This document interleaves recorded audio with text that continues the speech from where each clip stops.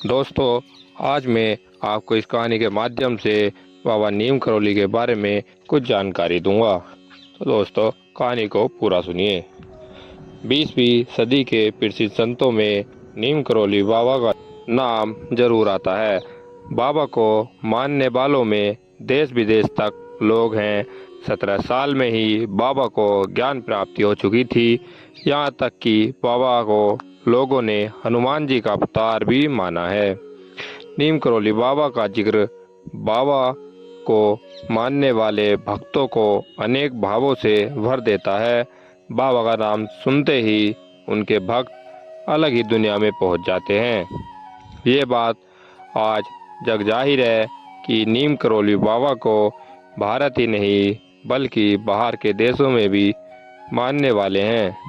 कई बड़ी बड़ी हस्तियां हैं जो बाबा के चमत्कारों और उनके प्रति अपनी आस्था को अपने मन में समेटे हैं।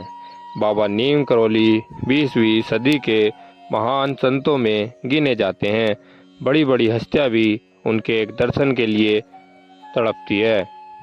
नीम करौली बाबा के भक्तों में एप्पल कंपनी के फाउंडर स्टीव जॉब्स शामिल हैं। प्रधानमंत्री नरेंद्र मोदी से लेकर क्रिकेटर विराट कोहली, अभिनेत्री अनुष्का शर्मा तथा भक्तों की लिस्ट में शामिल हैं। बाबा के अनुयायी इन्हें साक्षात हनुमान जी का अवतार भी मानते हैं। बाबा के जीवन संबंधी एक से एक चमत्कार हैं जिससे उनकी महानता के बारे में पता चलता है। लेकिन फिर भी बाबा स्वयं को एक साधारण व्यक्ति के अलावा और कुछ भी नहीं मानते। यहाँ तक कि वे कभी भी किसी भक्त को अपने पैर तक नहीं छूने देते थे। नीम करौली बाबा का संपूर्ण जीवन लोगों के हित में गुजरा। नीम करौली बाबा का जीवन परिचय। उत्तर प्रदेश के अकबरपुर में 1900 के आसपास नीम करौली बाबा का जन्म हुआ। बाबा के पिता का नाम दुर्गा प्रसाद था। लक्ष्मी नारायण शर्मा नीम करौली बाबा का वास्तविक नाम था। जब तक बाबा इस दुनिया में रहे, नीम करौली बाबा, लक्ष्मण दास, हांडी वाले बाबा, पैतिकोनिया वाले बाबा के साथ ही तलैया बाबा के नाम से जाना गया। किरहीन गांव से बाबा की प्रारंभिक शिक्षा पूरी हुई और महज 17 साल की आयु में ही बाबा ने ज्ञान की प्राप्ति कर ली। 11 वर्ष की आयु में नीम करौली बाबा का विवाह करा दिया गया, लेकिन बाबा ने बावजूद इसके घर का त्याग कर गुजरात में एक वैष्णव मठ में चले गए।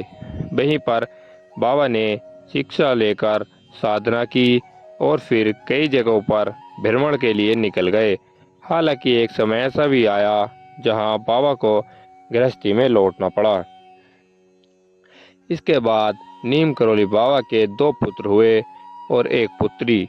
पर साल 1958 में बाबा ने फिर से गृह त्याग किया और भ्रमण के लिए निकल पड़े। इस बार भ्रमण के दौरान कैंची धाम पहुँचे और साल 1964 में आश्रम की स्थापना कर डाली। बाबा यहाँ पर हनुमान मंदिर भी स्थापित करवाया। 1961 में पहली बार बाबा ने अपने मित्र पूर्णानंद के साथ यहाँ पहुँचे थे और भी उनके मन में आश्रम निर्माण का विचार आया था। नीम करौली बाबा के आश्रम सिर्फ भारत में नहीं बल्कि विदेशों में भी स्थापित किए गए। हनुमान जी के उपासक थे बाबा नीम करौली। बाबा नीम करौली को मानने वाले उनके भक्त व अनुयायी उन्हें साक्षात हनुमान जी के अवतार मानते रहे। रोचक बात यह है कि नीम करौली बाबा खुद भी हनुमान जी के अन्य भक्त थे और उनकी पूजा किया करते थे। हनुमान जी के कई मंदिर का निर्माण बाबा ने खुद कराया। बाबा के भक्त जब उनके पैर छुआ करते या वह उनके पैर छूने की कोशिश करते तो वो मना कर देते, कहते कि पैर छूना है तो हनुमान जी के छुओ। नीम करौली बाबा भले ही आज इस दुनिया में नहीं हैं, आज भी भक्त श्रद्धापूर्वक उन्हें अपने हृदय में रखते हैं। बाबा अपने अलौकिक रूप में भक्तों के बीच ही होते हैं। नीम करौली बाबा का आखिरी समय। नीम करौली बाबा एक बार आगरा से नैनीताल जा रहे थे कि इसी दौरान उनकी तबीयत खराब हो गई। इसकी वजह से वृंदावन स्टेशन पर उन्हें उतरना पड़ा। आनन फानन में उन्हें अस्पताल ले जाया गया।